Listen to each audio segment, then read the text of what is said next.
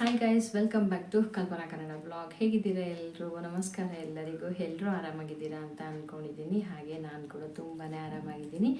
ಇವತ್ತು ಒಂದು ಕಂಟೆಂಟ್ ಜೊತೆಗೆ ಬಂದಿದ್ದೀನಿ. ಸೊ ಆ ಕಂಟೆಂಟ್ ಯಾವುದು ಏನು ಅಂತ ನಾನು ತಿಳಿಸ್ಕೊಡ್ತಾ ಇದ್ದೀನಿ. ಹೊಸದಾಗಿ ಯಾರೆಲ್ಲ ಯೂಟ್ಯೂಬರ್ಸ್ ಇದ್ದೀರಾ, ಅದ್ರ ಜೊತೆಗೆ ಯಾರೆಲ್ಲ ಹೊಸದಾಗಿ ಸ್ಟಾರ್ಟ್ ಮಾಡಬೇಕಂತ ಇದ್ದೀರಾ ಅಂಥ ಯೂಟ್ಯೂಬರ್ಗೆ ತುಂಬಾ ಬೆನಿಫಿಟ್ ಆಗೋ ಥರ ಒಂದು 10 ಟಿಪ್ಸನ್ನು ನಾನು ಹೇಳ್ತಾ ಇದ್ದೀನಿ. ಈ 10 ಟಿಪ್ಸನ್ನು ನೀವು ನಿಮ್ಮ ಜರ್ನಿಯಲ್ಲಿ ನೀವು ಫಾಲೋ ಮಾಡಿದ್ರಿ ಅಂದರೆ 100% ಆಗಿ ಸಕ್ಸಸ್ ಅನ್ನೋದು ಸಿಕ್ಕೇ ಸಿಗುತ್ತೆ. ಅದು ಮಾತ್ರ ನಾನು 200% ಗ್ಯಾರಂಟಿನ ನಿಮಗೆ ಕೊಡ್ತಿದ್ದೀನಿ.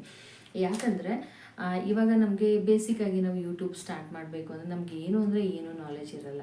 ಬಟ್ ಇದು ಸ್ವಲ್ಪ ನಾಲೆಜನ್ನು ನೀವು ಇದು 10 ಬೇಸಿಕ್ ಸೆನ್ಸನ್ನು ನೀವು ಫಾಲೋ ಮಾಡಿದ್ರಿ ಅಂದರೆ ಎಂಥ ನೀವು ಹೊಸ ಯೂಟ್ಯೂಬರ್ ಇದ್ದರೆ ಕೂಡ ಆರಾಮಾಗಿ ನೀವು ಸಕ್ಸಸ್ ಅನ್ನೋದು ಪಡಿಬೋದು ಅಂತಲೇ ಹೇಳ್ತೀನಿ.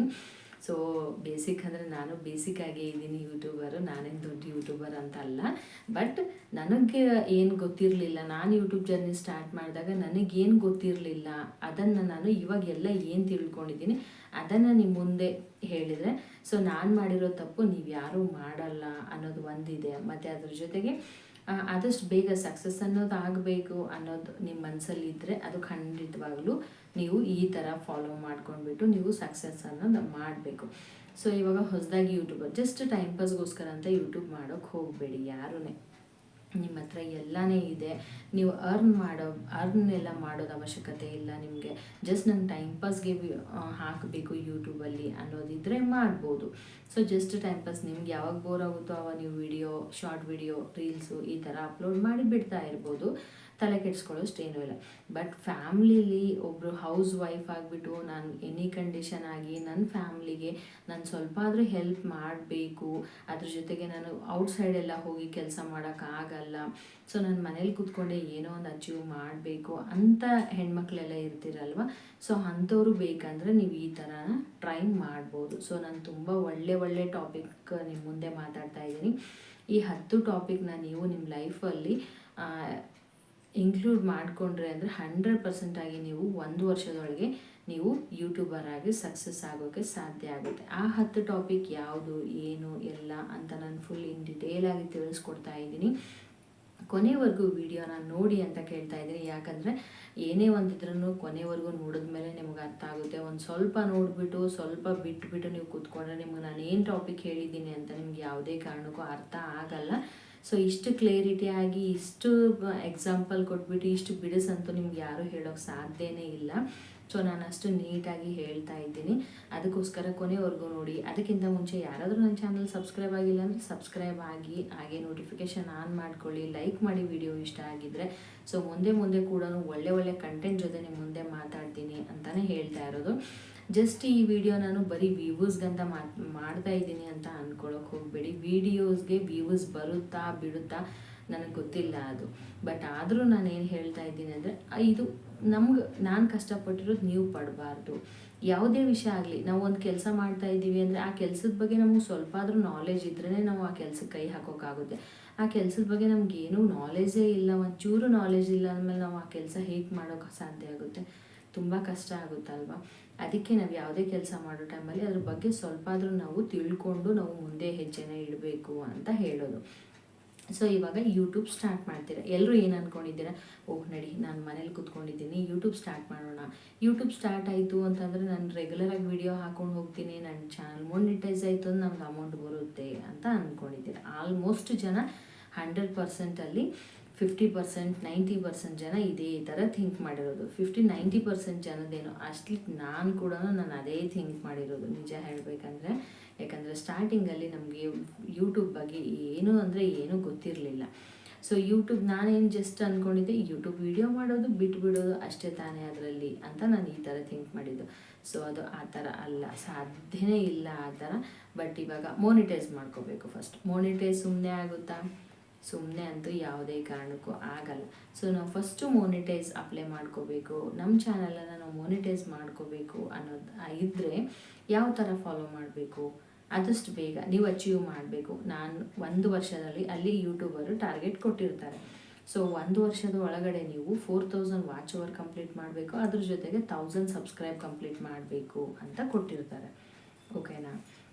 ನೀವೇನು ಮಾಡಿ 1 ವರ್ಷದೊಳಗಡೆ ನಾನಿದು ಒಂದು 10 ಟಾಪಿಕನ್ನು ಹೇಳ್ತೀನಿ. ಈ 10 ಟಾಪಿಕನ್ನು ನೀವು ಫಾಲೋ ಮಾಡಿದ್ರಿ ಅಂದರೆ 100% ಆಗಿ ನೀವು ವಿತಿನ್ 6 ತಿಂಗಳಲ್ಲ, 1 ವರ್ಷ ಟೈಮ್ ಕೊಟ್ಟಿದ್ದಾರೆ, 6 ತಿಂಗಳಲ್ಲಿ ನೀವು ನಿಮ್ಮ ಚಾನಲನ್ನು ನೀವು ಮಾನಿಟೈಸ್ ಮಾಡ್ಕೋಬೋದು. ಸೊ ಅದು ಯಾವ ಥರ ಮಾಡ್ಕೋಬೋದು, ಏನೇನನ್ನು ಫಾಲೋ ಮಾಡಬೇಕು ಅನ್ನೋದನ್ನು ಇನ್ ಡಿಟೇಲ್ ಆಗಿ ಹೇಳ್ತೀನಿ. ಫಸ್ಟ್ ನಂಬರ್ 1 ಆಗಿ ಯೂಟ್ಯೂಬ್ ಸ್ಟಾರ್ಟ್ ಮಾಡ್ತೀರಾ.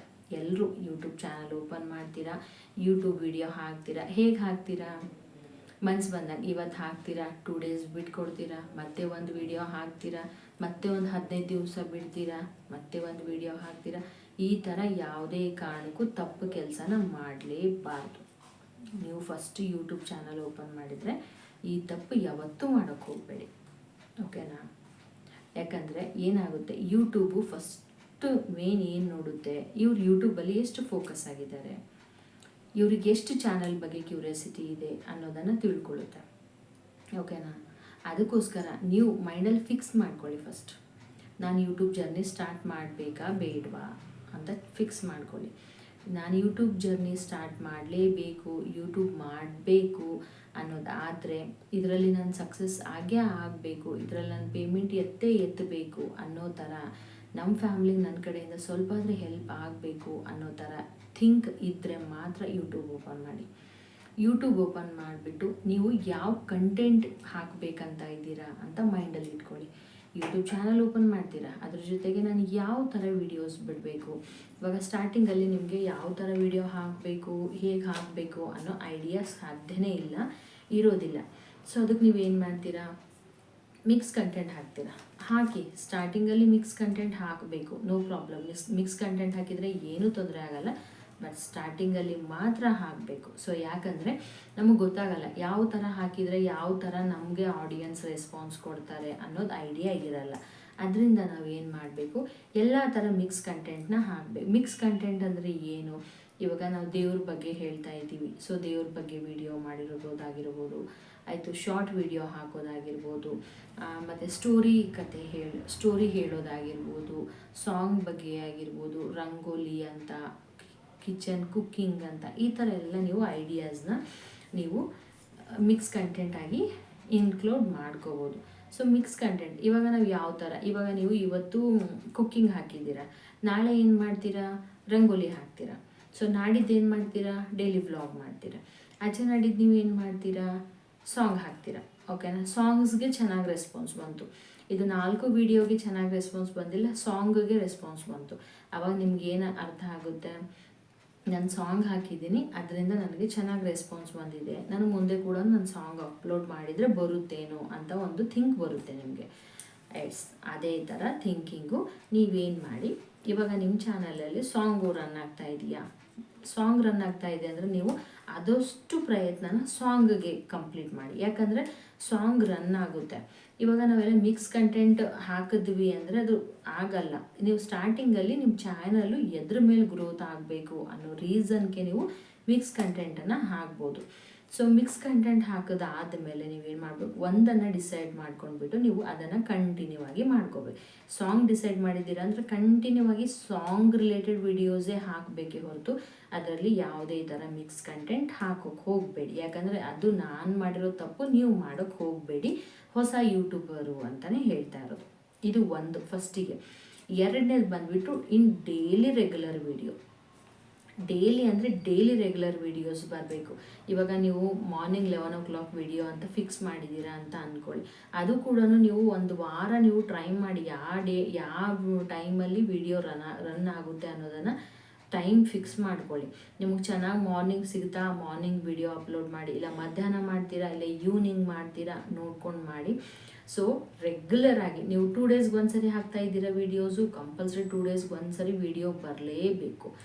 3 ಡೇಸ್ಗೆ ಹಾಕ್ತೀರಾ, ಅದು ಹಾಕಿ. ಇಲ್ಲ ವೀಕ್ಲಿ 2 times ಮಾತ್ರ ಹಾಕಬೇಕಂತ ಡಿಸೈಡ್ ಮಾಡ್ತೀರಾ, ವೀಕ್ಲಿ 2 times. ಇಲ್ಲ ರೆಗ್ಯುಲರ್ ವಿಡಿಯೋ ಹಾಕಬೇಕಂತ ಇದ್ದೀರಾ ಅನ್ನೋದಾದರೆ ರೆಗ್ಯುಲರ್ ಆಗಿ ನೀವು 11 o'clock ಮಾರ್ನಿಂಗ್ 11 o'clock ಫಿಕ್ಸ್ ಮಾಡಿದ್ರೆ ಅಂದರೆ ರೆಗ್ಯುಲರ್ ಆಗಿ ಮಾರ್ನಿಂಗ್ 11 o'clockಗೆ ವಿಡಿಯೋ ಹಾಕಬೇಕು. ಎನಿ ಕಂಡೀಷನ್ ಆಗಿ ಮಿಸ್ ಮಾಡಬಾರ್ದು, ರೆಗ್ಯುಲರ್ ಆಗಿ ಹಾಕಬೇಕು. ಇದು ಒಂದು.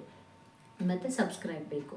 ಸೊ ವಿಡಿಯೋಗೆ ನಮ್ಗೆ ಸಬ್ಸ್ಕ್ರೈಬ್ ಬೇಕು, ಯಾಕಂದರೆ ಸಬ್ಸ್ಕ್ರೈಬ್ ಇದ್ರೇ ಜನ ನೋಡ್ತಾರೆ, ಇಲ್ಲ ಅಂದರೆ ಇಲ್ಲ ಅನ್ನೋದಿರುತ್ತೆ. ಸೊ ಇವಾಗ ಎಲ್ಲರೂ ಲೈವಲ್ಲಿ ಹೋಗಿ ಸುತ್ತಿ ಸಬ್ಸ್ಕ್ರೈಬ್ ತೊಗೋತಾ ಇದ್ದೀವಿ, ಎಲ್ಲರೂ ತೊಗೋತೀವಿ. ಸೊ ಸಬ್ಸ್ಕ್ರೈಬ್ ತೊಗೊಳ್ಳೋದು ಏನಾಗ್ತಾ ಇದೆ, ತುಂಬಾ ಲೆಸ್ ಆಗಿಬಿಡುತ್ತೆ.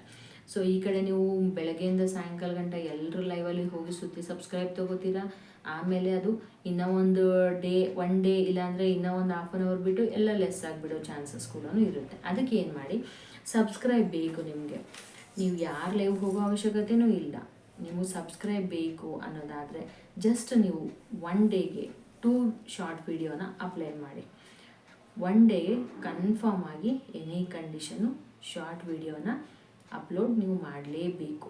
ಸೊ ನೀವು ಶಾರ್ಟ್ ವಿಡಿಯೋ ಅಪ್ಲೋಡ್ ಮಾಡೋದ್ರಿಂದ ಏನಾಗುತ್ತೆ, ಒಂದು ಸ್ಟಾರ್ಟಿಂಗಲ್ಲಿ ಒಂದು ಸ್ವಲ್ಪ ದಿನ ವ್ಯೂಸ್ ಬರಲ್ಲ ನಿಮಗೆ, ಬಟ್ ಆದ್ರೂ 1.1K 2K ಅಂತ ರೀಚ್ ಆಗೇ ಆಗುತ್ತೆ ಶಾರ್ಟ್ ವಿಡಿಯೋ ಎನಿ ಕಂಡೀಷನ್ ಆಗಿ.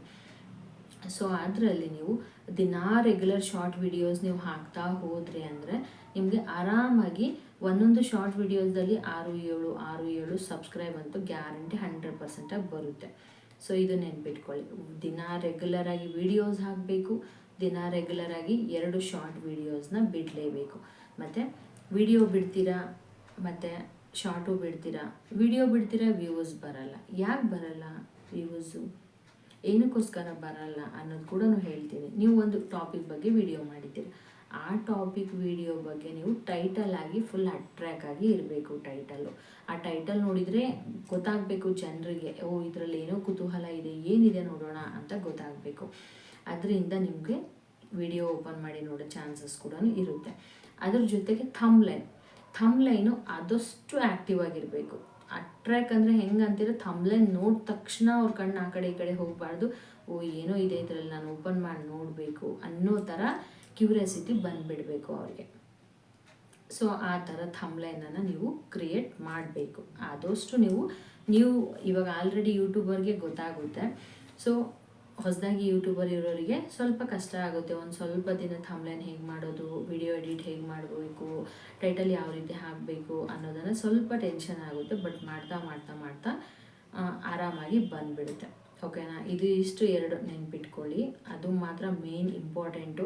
ರೆಗ್ಯುಲರ್ ವಿಡಿಯೋ ಹಾಕೋದು, ರೆಗ್ಯುಲರ್ ಶಾರ್ಟ್ ಹಾಕೋದು, ರೆಗ್ಯುಲರಾಗಿ ಥಂಬ್ಲೈನ್ ಚೆನ್ನಾಗಿ ಮಾಡ್ಕೋಬೇಕು, ಎಡಿಟಿಂಗ್ ಚೆನ್ನಾಗಿರಬೇಕು. ನಿಮ್ಮ ಹತ್ರ ಎಡಿಟಿಂಗ್ ನೀವು ದಿನಾ ವಿಡಿಯೋ ಹಾಕ್ತಾ ಹೋದ್ರಿ ಅಂದರೆ ನಿಮಗೆ ಎಡಿಟಿಂಗ್ ಸ್ಕಿಲ್ ಕೂಡ ಚೆನ್ನಾಗಿ ಇಂಪ್ರೂವ್ಮೆಂಟ್ ಆಗುತ್ತೆ. ಸೊ ಎಡಿಟಿಂಗಲ್ಲಿ ನಿಮ್ಗೆ ಏನಾದರೂ ಗೊತ್ತಿಲ್ಲ ಅಂದರೆ ಅದು ಕೂಡ ಗೊತ್ತಾಗುತ್ತೆ ನಿಮಗೆ. ಆ ಥರ ನಿಮಗೆ ಒಂದು ಐಡಿಯಾ ಸಿಗುತ್ತೆ. ಥರ್ಡ್ ಒಂದು ಬಂದುಬಿಟ್ಟು WH ಹೇಗೆ ಕಂಪ್ಲೀಟ್ ಮಾಡಬೇಕು ಅಂತ ಒಂದು ತಲೆ ಇರುತ್ತೆ. ಸೊ ನಮ್ಗೆ ಏನು ಬೇಕಾಗಿದೆ, 1 ವರ್ಷದೊಳಗೆ ನಮಗೆ 4000 ವಾಚ್ ಅವರ್ ಬೇಕು, 1000 ಸಬ್ಸ್ಕ್ರೈಬ್ ಬೇಕು. ಸೊ 1 ವರ್ಷದಲ್ಲೇ ನಾವು ಆರಾಮಾಗಿ 1000 ಸಬ್ಸ್ಕ್ರೈಬ್ ಅಂತೂ ಲೀಡ್ ಮಾಡ್ತೀವಿ, ಎನಿ ಕಂಡೀಷನಾಗಿ ಮಾಡ್ತೀವಿ. ಓಕೆನಾ. ಸೊ ನೀವು ವಾಚ್ ಅವರ್ ಹೆಂಗೆ ಕಂಪ್ಲೀಟ್ ಮಾಡಬೇಕು ಅಂದರೆ, ವಾಚ್ ಅವರ್ ಬಗ್ಗೆ ಒಂಚೂರು ತಲೆಗೆಡ್ಸ್ಕೊಳಕ್ಕೆ ಹೋಗಬೇಡಿ. ಏನಂದರೆ ಡೈಲಿ ರೆಗ್ಯುಲರಾಗಿ ವಿಡಿಯೋಸ್ ಬಿಡ್ತೀರಾ, ಆದಷ್ಟು ಲಾಂಗ್ ವಿಡಿಯೋ ಅಂದರೆ ಏನು, 7 ನಿಮಿಷ 8 ನಿಮಿಷ ಲಾಂಗ್ ವಿಡಿಯೋ ನೀವು ಬಿಡಲೇಬೇಕು ಕಂಪಲ್ಸರಿ. ಓಕೆನಾ. ಸುಮ್ಮನೆ 2 ನಿಮಿಷ 3 ನಿಮಿಷ ಬಿಡೋಕ್ಕೆ ಹೋಗಬೇಡಿ. 7 ನಿಮಿಷದಿಂದ 8 ನಿಮಿಷ, ಇಲ್ಲ 8ಇಂದ 10 ನಿಮಿಷ ಗಂಟ ಒಂದು ವಿಡಿಯೋ 10 ನಿಮಿಷದಾದರೂ ನಿಮ್ಮದು ಲಾಂಗ್ ವಿಡಿಯೋ ಇರಲೇಬೇಕು. ಅದು ಒಂದು. ಲಾಂಗ್ ವಿಡಿಯೋದಲ್ಲಿ 10 ನಿಮಿಷ ವಿಡಿಯೋ ಇತ್ತು ಅಂದರೆ ಒಂದು 50 ಜನ ನೋಡಿದ್ರು ಅಂತ ಅಂದ್ಕೊಳ್ಳಿ. ಸೊ 50 ಜನ 10 ನಿಮಿಷ ವಿಡಿಯೋ ನೋಡಿದ್ರು ಅಂದರೆ ಎಷ್ಟು ಬರುತ್ತೆ, ಅದು ಒಂದಾಗುತ್ತೆ. ಆಯಿತು, ನಿಮ್ಗೆ 1 ವರ್ಷದೊಳಗಡೆ ನಿಮಗೆ ಆರಾಮಾಗಿ ಯೂಟ್ಯೂಬು ಒಂದಿಲ್ಲ ಒಂದು ವಿಡಿಯೋ ವೈರಲ್ ಕೊಟ್ಟೇ ಕೊಡುತ್ತೆ. ಓಕೆನಾ. ನೀವು ದಿನಾ ರೆಗ್ಯುಲರಾಗಿ ಫೋಕಸ್ ಆಗಿ ವಿಡಿಯೋ ಹಾಕ್ತಾ ಹೋದರೆ ಒಂದಿಲ್ಲ ಒಂದು ವಿಡಿಯೋ ವೈರಲ್ ಕೊಟ್ಟೇ ಕೊಡುತ್ತೆ. ಆ ಒಂದು ವಿಡಿಯೋದಲ್ಲೇ ನೀವು 4000 ವಾಚ್ ಅವರ್ ಕಂಪ್ಲೀಟ್ ಮಾಡ್ಬೋದು. ಅದಕ್ಕೋಸ್ಕರ ನಾನು ಹೇಳ್ತಾ ಇದ್ದು ಡೈಲಿ ರೆಗ್ಯುಲರ್ ವಿಡಿಯೋ ಬಿಡಿ. ಅದ್ರ ಜೊತೆಗೆ ವಿಡಿಯೋ ಬಿಡ್ತೀರಾ, ಅದ್ರ ಜೊತೆಗೆ ನೀವು ಸರ್ಟಿಫಿಕೇಷನ್ ಇಲ್ಲ ಅನ್ನೋದಾದರೆ ನೀವು ವೀಕ್ಲಿ ಒನ್ಸ್, ಯಾವಾಗಾದರೂ ಫ್ರೀ ಇರ್ತೀರಲ್ವ, ವೀಕ್ಲಿ ಒನ್ಸ್ ನಿಮಗೆ ಲೈವ್ ಮಾಡೋ ಇಂಟ್ರೆಸ್ಟ್ ಇತ್ತು ಅಂದರೆ ನಾವು ಜನಗಳಿಗೆ ಪರಿಚಯ ಮಾಡ್ಕೋಬೇಕು, ಜನಗಳ ಜೊತೆ ನಾವು ಮಿಂಗಲ್ ಆಗಬೇಕು, ಜನ ನಮ್ಮ ಮೇಲೆ ಪ್ರೀತಿ ತೋರಿಸ್ಬೇಕು ಅಂತ ಇರುತ್ತೆ ಅನ್ನೋದಾದರೆ ನೀವು ಎನಿ ಕಂಡೀಷನ್ ಆಗಿ ವೀಕ್ಲಿ ಒನ್ಸ್ ಆದರೂ ನೀವು ಲೈವನ್ನು ಮಾಡ್ಕೊಂಡು ಹೋಗಬೇಕು ಆರಾಮಾಗಿ. ನೀವು ಇಷ್ಟು ನಾನು ಹೇಳಿರೋದು ನೀವು ಫಾಲೋ ಮಾಡ್ಕೊಂಡು ಬಂದ್ರಿ ಅಂದರೆ 100% ಏನು 200% ಆಗಿ 6 ಮಂತಲ್ಲಿ ಇಲ್ಲಾಂದರೆ 1 ಇಯರ್ ಒಳಗಡೆಗೆ ನೀವು ಯೂಟ್ಯೂಬು ಮೊನಿಟೈಸ್ ಮಾಡ್ಕೋಬೋದು. ಓಕೆನಾ. ಮೋನಿಟೈಸ್ ಮಾಡ್ಕೋಗಳ ಅಂತ ಇಷ್ಟಾದರೂ ನೀವು ಫೋಕಸ್ ಮಾಡಲೇಬೇಕು. ಆವಾಗಲೇ ನೀವು ಮೋನಿಟೈಸ್ ಮಾಡ್ಕೊಳ್ಳೋಕ್ಕೆ ಸಾಧ್ಯ ಆಗೋದು ಯೂಟ್ಯೂಬು. ಓಕೆನಾ? ಸೊ ಮೋನಿಟೈಸ್ ಆಯಿತು, ಅಬ್ಬಾ ಮೋನಿಟೈಸ್ ಆಯಿತು ಅಂತೂ ಇಂತೂ ಕಷ್ಟಪಟ್ಟು ನಾನು ಮೋನಿಟೈಸ್ ಮಾಡಿಕೊಂಡೆ, ಇವಾಗೇನು ನನಗೆ ಸ್ಯಾಲ್ರಿ ಬರ್ತಾ ಹೋಗುತ್ತೆ ಅಂತ ಒಂದು ಇರುತ್ತೆ ಎಕ್ಸ್ಪೆಕ್ಟೇಷನ್. ಸೊ ಮೋನಿಟೈಸ್ ಆದಮೇಲೆ ಕೂಡ ಸ್ಯಾಲ್ರಿ ಬರಲ್ಲ ನಮಗೆ. ಓಕೆನಾ? ಮೋನಿಟೈಸ್ ಆದಮೇಲೂ ನಮಗೆ ವಿಡಿಯೋ ಚೆನ್ನಾಗಿ ಅಪ್ಲೋಡ್ ಮಾಡಬೇಕು. ನಾವು ನಮ್ಮದು ವಿಡಿಯೋಗೆ ಚೆನ್ನಾಗಿ ರೆಸ್ಪಾನ್ಸ್ ಕೊಡಬೇಕು. ಎಲ್ಲರೂ ನಮ್ಮದು ವಿಡಿಯೋ ಆದಷ್ಟು ಜನರ ಹತ್ರ ರೀಚ್ ಆಗಬೇಕು. ರೀಚ್ ಆಗಿಬಿಟ್ಟು ನಮ್ಮದು ವಿಡಿಯೋನ ಆದಷ್ಟು ವ್ಯೂವರ್ಸ್ ಬರಬೇಕು. ನಮ್ಮ ವಿಡಿಯೋಗೆ ಎಷ್ಟು ಚೆನ್ನಾಗಿ ವ್ಯೂವರ್ಸ್ ಬರುತ್ತೋ ಅಷ್ಟು ಚೆನ್ನಾಗಿ ನಮಗೆ ಡಾಲರ್ ಬರುತ್ತೆ ಅನ್ನೋದು ಒಂದು ಐಡಿಯಾ ಇರುತ್ತೆ.